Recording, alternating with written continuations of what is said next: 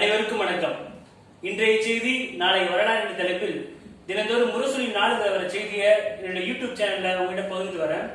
அதன் தொடர்ச்சியாக இன்று திங்கட்கிழமை 31 ஆகஸ்ட் 2020 முரசொலி நாளிதழ்ல என்ன செய்தி வந்திருக்குன்னு இப்ப நம்ம பார்க்கலாம்.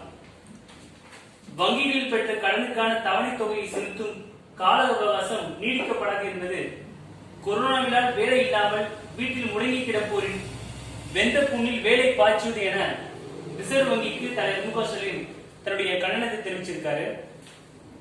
திராவிட மொழிகளில் ஒன்றான மலையாள மொழி பேசும் மலையாள மக்கள் அனைத்து வளங்களையும் பெற வாழ்த்துகிறேன் என தலைவர் மு.க. ஸ்டாலின் ஓணம் திருநாளுக்கு அவர்களுக்கு வாழ்த்து செய்தி அனுப்பியிருக்காரு.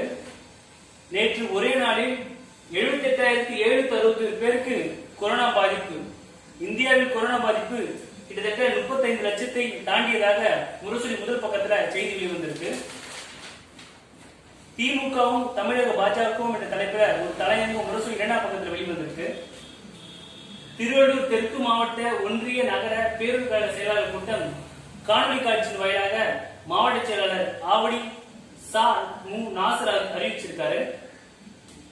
கொடுமையில் குப்பை கிடங்கில் ஏற்படும் சுகாதார சீர்கேடுகளை களைய ரூபாய் 642 கோடி நிதி ஒதுக்குவீர் என மத்திய அமைச்சருக்கு வடசென்னை மாவட்ட நாடாளுமன்ற உறுப்பினர் கலாநிதி வீராசாமி எம்பிக்கள் கடிதம் எழுதியிருக்காங்க.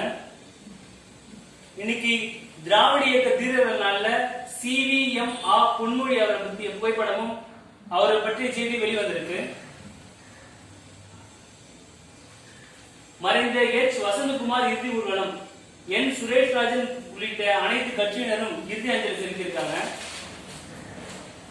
ஸ்டாலின் உழைப்பு நூற்றாண்டு கால இயக்கத்தை காக்கும் புது சுவாசம் என்ற தலைப்புல ஒரு கட்டுரை விவேக் கணநாதன் எழுதியிருக்காரு. சேலம் மாவட்டம் சேலம் ஊராட்சி ஒன்றிய முன்னாள் பெருந்தலைவர் நினைவு வாழும் கூசி வெங்கடாச்சலம் இல்ல திருமண விழாவுக்கு கழக தலைவர்கள் அவருடைய நல்லாசிரியர் நடைபெறுகிறது. அது அரைப்பக்கம் விளம்பரம் கொடுத்திருக்காங்க. முரசொலி சில நினைவலைகள் 19வது நாளா தொடர்கிட்ட வெளிவந்திருக்கு. அதோடைய புகைப்படம் தான் இது. இன்னைக்கு முரசொலி 6 பக்கம் தான். இன்னையோட முரசொலி முடியுது. நாளைக்கு முரசொலி என்ன வருதுன்னு நாளைக்கு பார்ப்போம். நன்றி, வணக்கம்.